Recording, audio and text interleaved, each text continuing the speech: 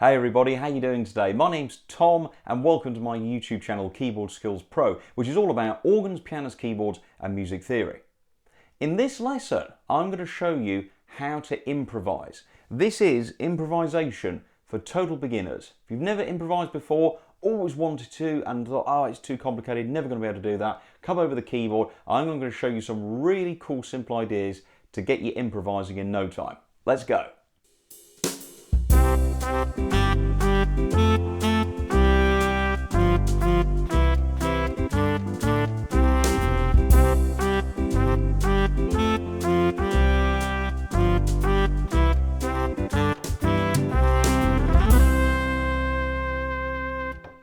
So in this first lesson entitled Improvisation for Total Beginners, I'm going to show you how to improvise.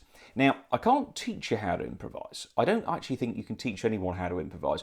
Some people find it very easy, some people find it hard. But what I can do is give you 5 really easy first-time hints and tips to get you going in the first steps of improvisation. So first of all, what is improvisation? Well, it's where you take the melody that is notated in the music and you pick it apart. You mess around with it, change a few things. A lot of people think improvisation is limited to jazz music, but it's found across the board. It's found in Latin American, country music, and it even goes back right to the Baroque era, where it was not uncommon for example, in a continua group for the harpsichordist to improvise the accompaniment chords of the figured bass, and it was well documented that Mozart would often improvise over his piano concertos. So for this improvisation lesson, you're going to need a PDF. This is a bonus PDF and it's available by signing up to support Keyboard Skills Pro on patron.com. The link is in the description. So head over there, sign up if you like, and you can get PDFs when you sign up for silver level or above. So let's take the original melody of a popular song. This is in C major, so it's going to be nice and easy, and this is ideal for folks who play the organ, the electronic keyboard, or the piano, and this is if you've never done improvisation before. If you've always listened to these, jazz musicians going, and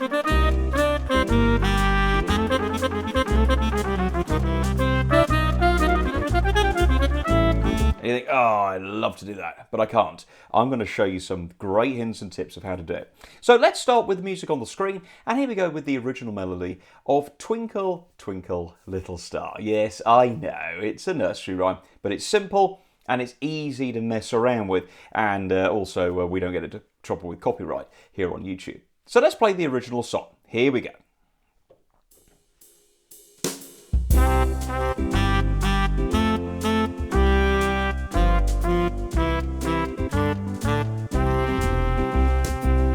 Okay, so quite a distinguished composition, and of course we all know that piece of music. Okay, so let's take a look at the opening melody. So we've got some C's, some G's, we've got some A's, we've got an F over the G chord there, that makes a G7, and it walks down to middle C. So basically, most of the melody notes that are used are ones that are found in the harmony of the chord. So in the C chord, we've got a C, an E, and a G. And so those 3 notes can be used to create a melody. And in this case, it's the C and the G.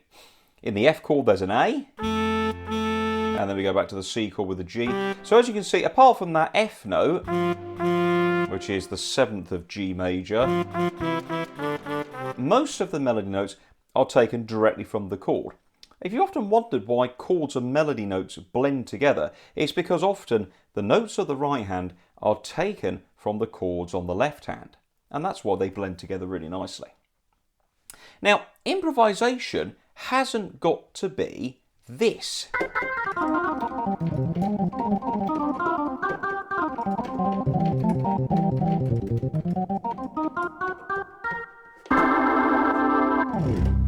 Which is what everybody thinks improvisation is. It can be really simple. Let's take our improvisation example number 1 now. Simple rhythm changes. Now what we've done here is we've taken the original melody line and we've changed the rhythm pattern.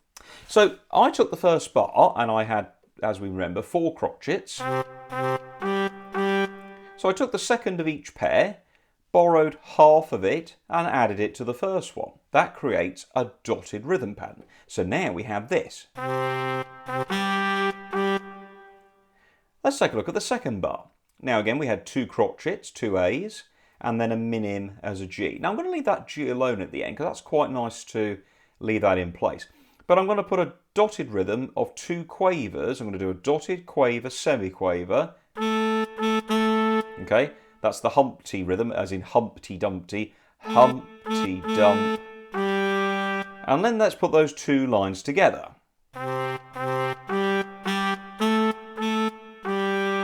There's the original, and here's our improvisation number 1 with simple rhythm changes. Hey, what about that? Doesn't that sound awesome? Now, you're probably sitting there thinking, that's quite easy. And it is. It doesn't have to be complicated. Improvisation can be not pitch-based, it can be rhythm-based as well.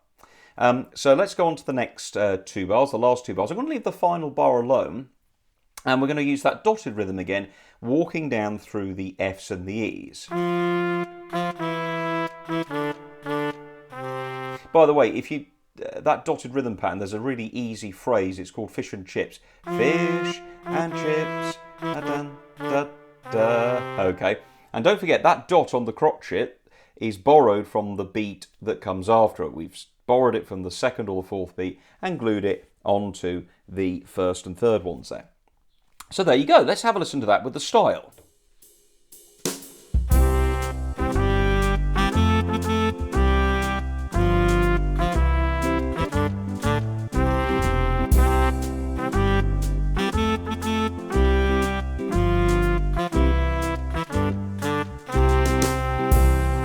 Well, I don't know about you guys, but that sounds pretty awesome. But you can still hear, can't you, that it's Twinkle Twinkle Little Star. And that is called rhythm changes.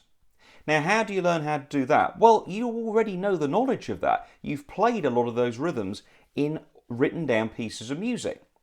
So it's just a simple case of adapting the written music of Twinkle Twinkle Little Star and messing around with some different rhythms. Have a go, see how you get on. Let's go on now. Improvisation number 2.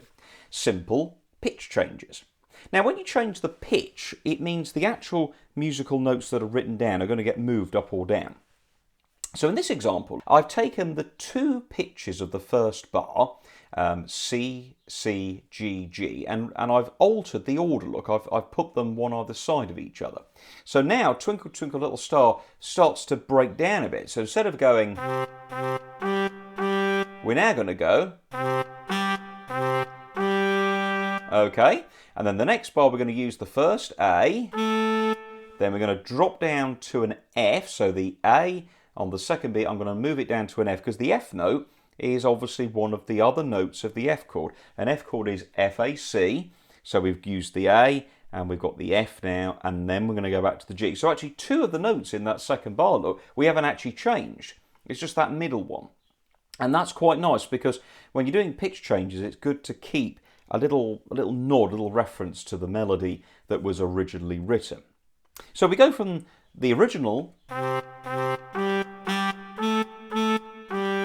to now changing the pitches. Here we go.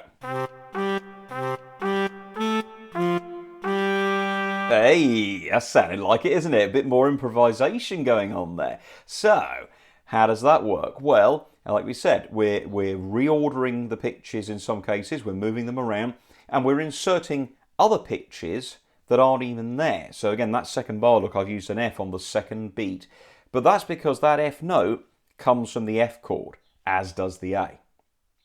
Let's look at the last 2 bars. Okay, so let's take a look there. Look, we've started with the F originally. I've moved the next F up to a G. That'll go with the G chord. Then the original note E under the C chord, drop to middle C, look. Again, that's another note from the chord. Final bar, we're going to go D, E, C. Now, I know what you're going to say. There's no E in a G chord. There isn't. That's very true. But it can be imagined as a different harmony note. And in fact, if you put a G in, in a G chord, you actually get G6, okay, or G13. That's a more technical thing when it comes to chords. By the way, if you're interested in different videos, I'm going to be doing a whole bunch of videos here on my channel that'll explain more about this chordal theory. Okay, so that second improvisation uses all the original rhythm notes. Look, we've gone back to all our plain crotchets and we've just changed the pitches. Let's take another listen. Here's number 2.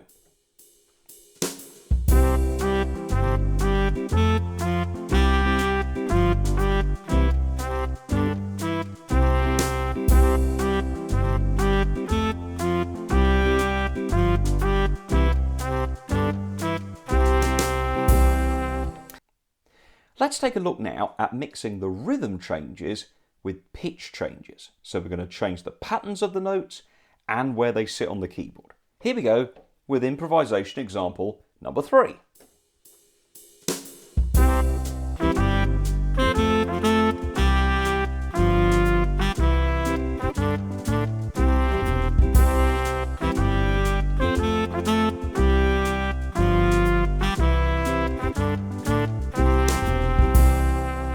Okay, so that sounds quite less like Twinkle Twinkle Little Star, but you still hear little touches of it. So what have we done in this example? Well, here we're starting to use different pitches with different rhythms. Now, the opening bar, look, instead of going, we've took the first and third notes and left them alone, but we've introduced this fish and chips, da-da. We've introduced this dotted rhythm pattern on the crotchets. Now, what we've done here is we've used all the notes found in a C chord. So instead of just going C, C, G, G, we're going to go C, E, G, C. So I've used a C, an E and a G, and then the next C up, because don't forget, if we use an octave, that's going to make a big difference. And all those notes are, you're probably somebody's screaming at the screen, that's an arpeggio. We'll come on to arpeggios and scales and those applications in the next video. But those are the 3 notes of the C chord, look. Same that we use on our left hand. Maybe in a different order, but they're the same notes. The next bar, look, I've used an A and an F. Now again, I've got that dotted quaver pattern there. Humpty dump, and then back to the G. So again, we've returned to that home sound. We've not gone away completely from the original medley. Third bar, we're using the rhythm patterns, look. Okay, so those are our pitch changes from before. But now we've applied a dotted crotchet quaver pattern. Fish and chips. And then I'm going to leave the last bar alone. It's quite nice just to do that sometimes. Let's listen to that again. Here's the original.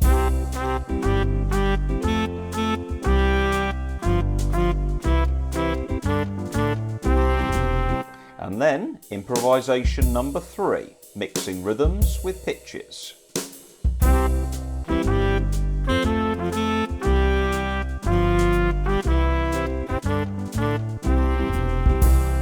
So you see the difference there when you compare it to the original. So I hope this is making some sense. You can see that improvisation is relatively easy because all we're doing here is using the tools that we use to play the songs written on the page. We're reading the music, we know our notes, we know our rhythm combinations. It's just a case of trying it out, messing around, experimenting. Okay, let's finish off with this, folks. Improvisation example number 4, passing notes. These are the notes that aren't there, all right? They're not written on the music. But that doesn't mean to say that we can't use them. So what do I mean by passing notes? Well, in traditional harmony lessons, you're taught about harmony notes. So if I play a C chord, I can use C, E or G for my melody. It's guaranteed to match up. Listen to what happens, look.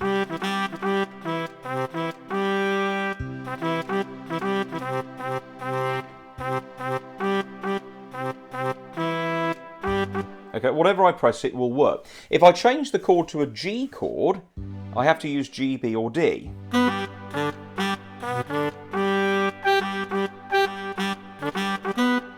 The problem is, though, it will sound a bit bland after a while because we're only using 3 notes. Let's go back to the C chord. Now, when I play C, E, G, there are 2 notes that we're not using in the middle, the D and the F. Those are like stepping stones, and they go in between the main chord notes, C, E, G. So you can go and pass from one harmony note in the melody to the next by passing over the missing one. That's what a passing note is. The D and the F are allowing us to pass in between. It makes melodies sound a little bit more pleasant. So here's example number 4. So we're using that dotted rhythm that we had earlier, but this time we're going to go walking up, instead of from C, E, G, which is the chord notes, we're going to move it down and play C, pass to E. We're going to use that D, look. Notice the D is only a quaver, and that, because if you play a C with a D chord, look, this happens. It actually doesn't sound too good, because D is not found in the blend of those 3 notes of the C chord.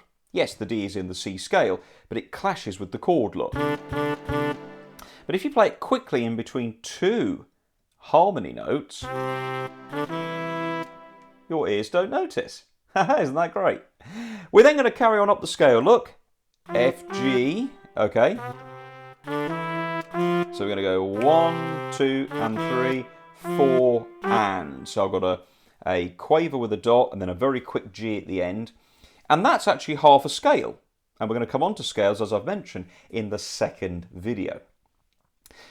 The G passes up to the A, which is in the F chord. And then we're going to step down to the F, which is in the F chord, via the passing note G, look. And then back to the G. And that G, that long G, that 2-beat G, and the fact that it's a harmony note in the melody from the chord really does work well, because it's kind of like a, we've made it, little cleanser to all that improvisation. Listen to that again.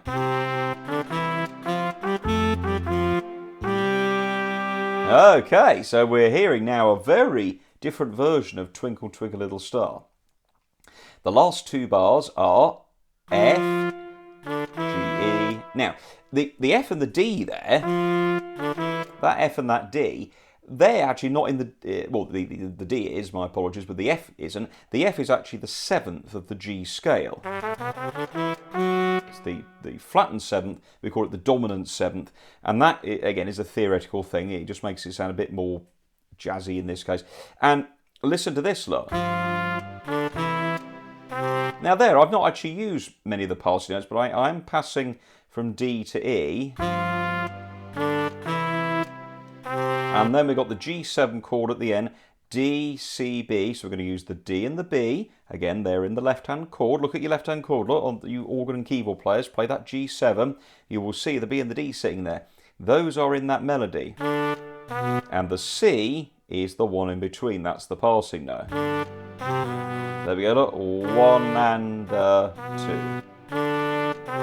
It's a very quick C. Listen to it. If I hold it down, look. Doesn't sound very nice. In the melody, sounds great. Finish with a C, and then jump up an octave. There you go. Those are the 4 very simple examples I've invented for you, or come up with, just to give you an idea of how to improvise. Now, as I say, I don't think you can really teach people to improvise. If you teach them to improvise, all they're going to do is copy what you've done. Improvisation is in the moment, it's creation as you're going on, almost, if you like, composing on the fly. But the way I learned to improvise was by listening to people like Oscar Peterson, Errol Garner, a lot of the jazz greats. I've listened to Latin American music, country music, rock and roll, classical music, as we've mentioned. And if you try and copy it first, you then will start to eventually learn what they've been doing. And from learning, one hopes comes understanding. But you can see there how we're using the theory, our basic theory of music, with rhythms and pitches to alter the music. Now, let's finish off by playing through the original melody and then going improvisation 1, 2, 3 and finishing with number 4, and we'll see how it evolves as we go through. To you all, thank you so much for watching this video here today on my YouTube channel, Keyboard Skills Pro. My name's Tom, I'm a professional musician and I live here in the UK. And if you'd like to support me as a musician and the production of these videos, please do consider joining me on patron.com, which is where for a small monthly pledge you can help me produce more and better videos, invest in equipment and so on. There's 4 levels on patron.com, and if you sign up for silver level or above, you get access to free bonus PDFs and lots of other goodies as well. In the meantime, if you'd like to, please do hit the subscribe button. And if you want to comment with any suggestions or ideas, please do so positively below, and maybe even share the video with your friends on social media. Thanks for watching, everybody, and let's finish off with Twinkle Twinkle Little Star, walking our way through the 4 extra improvisations. Here we go.